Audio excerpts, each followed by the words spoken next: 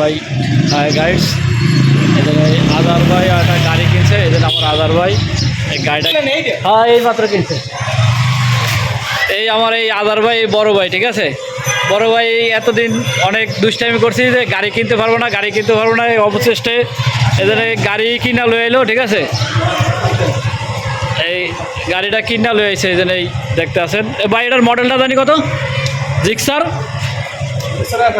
হ্যাঁ ওই গাড়ি আইব তো সাইডের।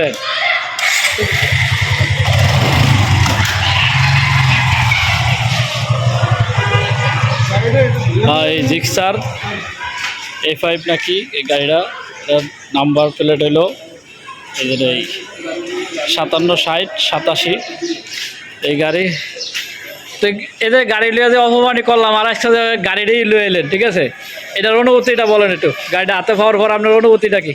অনুভূতি আর কি বলবো, অনুভূতি তো খুব ভালো।